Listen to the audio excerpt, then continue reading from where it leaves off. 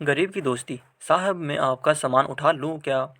साहिल अभी बस से उतरा ही था कि किसी की आवाज़ सुनकर चौंक गया।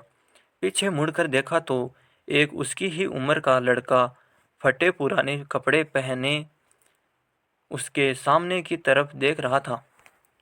साहिल ने उसे टालते हुए कहा, नहीं मैं सामान खुद उठा लूँगा। यह सुनकर वह लड़का थोड़ा सा निराश हो गया और बोला, साहब कुछ भी दे दीजिएगा, बहुत मजबूर हूँ, कुछ खाने का इंतज़ाम हो जाएगा। साहिल झुंझला कर उसकी ओर देख रहा था। उस लड़के की आंखों में उसे आंसू नजर आ रहे थे। फिर उसने गौर से उसे देखा तो समझ में आया यह तो उसके बचपन का दोस्त राहुल है। इस हाल में साहिल ने उसे कहा, पहले मेरे साथ चलो। वह उसे पास के एक ढाबे पर ले गया। क्या खाओगे? साहिल के पूछने पर लड़के ने कहा, नहीं साहब, अगर आप सामान उठवाओगे तो ही मैं कुछ खाऊं लूँगा। साहिल हंसते हुए बोला, हाँ मैं जानता हूँ, तुम बहुत खुददार हो, किसी की मदद नहीं लोगे। सामान बाद में उठा लेना, पहले कुछ खा लो। बैठो मैं अभी आया। लड़का डरते डरते सामने पड़ी मेज कुर्सी पर बैठ गया। साहिल कुछ देर में आकर उसके सामने वाली कुर्सी पर बैठ जाता है। साहिल उससे पूछता है, तुम इस हाल में कैसे? मेरा मतलब है, कुछ अपने बारे में बताओ। राहुल ने बताया, साहब मेरे पिता इसी गांव में एक किसान थे। गांव के जमींदार से कर्ज लेकर उन्होंने फसल लगाई थी, लेकिन सारी फसल खराब हो गई। कर्ज का ब्याज बढ़ता गया। जमींदार ने खेतों पर, बैलों पर और घर पर कब्जा कर लिया। पिताजी ये सब बर्दाश्त न कर सके और फांसी लगा ली। मैं तब छोटा था। कुछ दिन बाद माँ भी चल बसी। स्कूल जाना तो दूर, गांव में कोई काम न मिला, भूखे मरने लगा। तब से जो भी काम मिलता है वह कर लेता हूँ। दोपहर को बस के आने पर कोई कोई सवारी सामान उठवा लेता है तो खाने का जुगाड़ हो जाता है। अभी खाना आ गया। खाना देखकर राहुल बोला, साहब यह तो बहुत महंगा होगा। मेरी मजबूरी तो बस मेरी मजदूरी तो बस 10 रुपये बनती है। यह सब मैं कैसे चुका पाऊंगा? साहिल हंसते हुए बोला, अभी मैं आया हूँ, वापस भी जाऊंगा, तब मेरी सामान उठा लेना। साहिल उसे जानबूझकर अपनी पहचान नहीं बता रहा था। उसे पता था अगर उसने ऐसा किया तो राहुल उससे मदद नहीं लेगा। राहुल बहुत भूखा था। वह जल्दी जल्दी खाना खाने लगा। इधर साहिल कुछ देर के लिए पुराने दिनों में खो गया। उस समय दोनों एक ही स्कूल में पढ़ते थे। दोनों साथ खेलते थे। राहुल पढ़ने में बहुत तेज था। उसमें उसमें और साहिल में हमेशा फर्स्ट आने की होड़ लगी रहती थी। साहिल के पिता उसी स्कूल में अध्यापक थे। साहिल के पिता का ट्रांसफ़र हो गया तो साहिल स्कूल छोड़कर शहर चला गया। आज वह कॉलेज में पढ़ाता है। छुट्टियों में गांव के पुराने दोस्तों से मिलने चला आया। वैसे उसके चाचा भी इसी गांव में रहते हैं। साहिल को यह उम्मीद बिल्कुल नहीं थी कि उसका दोस्त उसे इस हाल में मिलेगा। साहिल अपने ही ख्यालों में खोया हुआ था। तभी राहुल ने उसे कहा, साहब मेरा खाना हो गया, चलिए आपका सामान उठा लेता हूँ। साहिल ने जवाब दिया, अभी चलते हैं, बैठो और कुछ अपने बारे में बताओ। अब कहाँ रहते हो और आगे क्या करोगे? राहुल ने जवाब दिया, साहब क्या करोगे? मेरे बारे में जानकर मेरे जैसे लोग ऐसे ही सड़क पर मजदूरी करते रहते हैं और एक दिन ऐसे ही मर जाते हैं। एक समय था, हमारे पास भी सब कुछ था। वो जो सामने आप स्कूल देख रहे हो, मैं वहाँ पढ़ा करता था। साहिल बोला, अब पढ़ने का मन नहीं करता? राहुल बोला, साहब माता पिता का साया क्या होता है ये उनके जाने के बाद पता लगता है। मेरे पिता मुझे सरकारी अफसर बनाना चाहते थे। साहिल उसकी बातें गौर से सुन रहा था।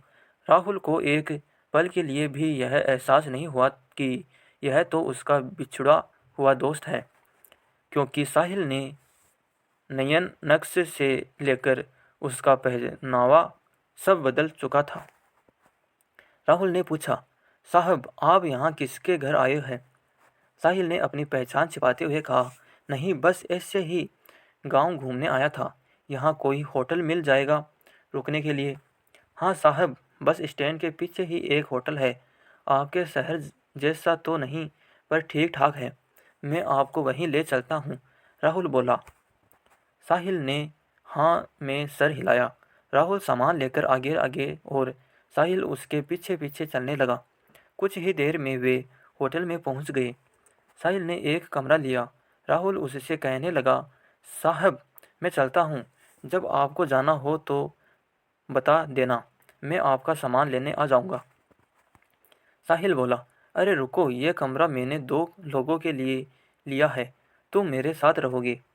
राहुल बोला, नहीं साहब, कहाँ मैं और कहाँ आप, वैसे भी मैं तो कहीं भी सो जाता हूँ।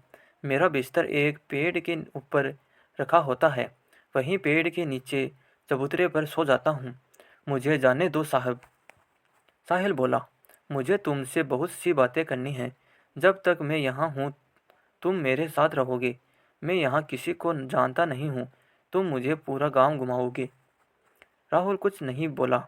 कमरे में सामान रखने के बाद साहिल राहुल को लेकर एक कपड़े की दुकान पर पहुंचा।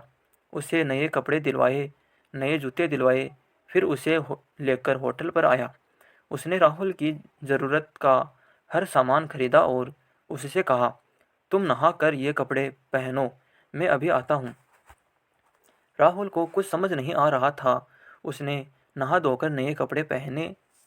अपने आप को शीशे में देख ही रहा था, तभी साहिल आ गया। राहुल अपने कपड़ों को देख कर रो रहा था। साहिल बोला, क्या हुआ, कपड़े अच्छे नहीं हैं? राहुल बोला राहुल बोला, नहीं साहब, माँ की याद आ गई। वो अपने हाथ से सिल कर कपड़े पहनाया करती थी। कल मैं आपको अपना घर दिखाऊंगा, जो जमींदार ने हथिया लिया। साहिल उससे बैठकर बातें करने लगा। कितना कर्जा था तुम्हारा? राहुल ने कहा, साहब सब मिलाकर 50-60 हज़ार था, अब तो 80-90 हज़ार हो गया होगा। काफ़ी देर इधर उधर की बातें करने के बाद दोनों सो गए। सुबह साहिल राहुल को लेकर गांव घूमने गया। वहां राहुल ने अपना घर दिखाया, जो बंद बंद था। फिर वह उस पेड़ के नीचे ले गया जहाँ कल तक वह सोता था। राहुल बोला, साहब यह पेड़ ही मेरा माँ बाप है, मैं यहीं सोता हूँ। साहिल बोला, राहुल मैंने तुमसे झूठ बोला था, मैं गांव घूमने नहीं, सिर्फ तुमसे मिलने आया था। यह सुनकर राहुल चौंक गया। साहिल ने बताया, मैं तुम्हारे बचपन का दोस्त साहिल हूँ। यह सुनकर राहुल गौर से साहिल के चेहरे को देखने लगा। उसे अब उसमें अपना दोस्त नजर आने लगा। उसकी आंखों से टप टप आंसू बह रहे थे। साहब आप, वहाँ कुछ बोलता इससे पहले साहिल ने कहा, साहब नहीं, साहिल तुम्हारा दोस्त। राहुल कुछ बोल न सका। वह बस एक टक साहिल को देखे जा रहा था। उसके अंदर का सैलाब अब उमड़ने लगा था। इतने सालों का दर्द उसकी आंखों से बह रहा था। आज उसका कोई अपना उससे मिलने आया, इस बात पर अभी भी उसे विश्वास नहीं हो रहा था। साहिल ने उसे चुप कराया। फिर वह उसे लेकर अपने चाचा के घर गया। साहिल के चाचा सब पहले से जानते थे। साहिल ने उनसे कुछ बात की। साहिल के चाचा एक संपन्न किसान थे। उन्होंने अपने साथ कुछ और किसानों को इकट्ठा किया और जमींदार के घर पहुंच गए। साहिल के चाचा ने जमींदार से पूछा, इसके पिता पर कितना कर्ज है?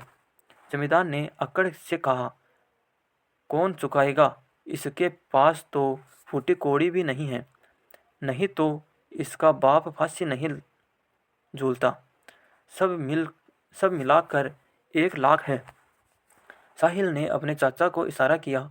उन्होंने बैग से 1 लाख रुपए निकालकर जमींदार के सामने रख दिए और कहा, इसके खेत, मकान और बैल अभी वापस चाहिए। जमींदार यह देखकर घबरा गया, लेकिन इतने लोगों के सामने कर भी क्या सकता था। घर की चाबी और कागज वापस कर दिए। बैल उसे घर भिजवा दिए। वहां से निकलकर साहिल बोला, चाचा जी, मैं शहर पहुँचते ही आपके पैसे लौटा दूंगा। चाचा जी ने कहा, कोई बात नहीं बेटा, तुम बहुत नेक काम कर रहे हो। फिर उन्होंने और किसानों के सामने राहुल से बोला, बेटा तुम्हें तुम्हारा सब कुछ वापस मिल गया। अब अपने खेतों पर खेती करो, हम सारे किसान तुम्हारे साथ देंगे। यह सुनकर सब किसान तैयार हो गए। हाँ बेटा, अब वो जमींदार तुम्हारी तरफ आंख भी नहीं उठा सकेगा। साहिल ने राहुल को खेती करने के लिए 20,000 रुपये और दिलवा दिए। राहुल उसके पैरों में गिर गए पड़ा। उसे उठाकर साहिल ने कहा, दोस्त अब तुझे आगे निकल कर दिखाना है। अगली बार जब मैं गांव आऊं तो मेरा दोस्त मुझे खुशहाल मिलना चाहिए। यह कहकर साहिल ने राहुल को गले लगा लिया। अगले दिन साहिल शहर चला गया। वहां से उसने अपने चाचा के पैसे बैंक में जमा करवा दिए। इसके 6 महीने बाद एक दिन साहिल दरवाजे की घंटी सुनकर दरवाज़ा खोलने गया तो देखा सामने राहुल खड़ा था। 6 महीने में बिल्कुल बदल गया था। साहिल ने उसे गले से लगा लिया।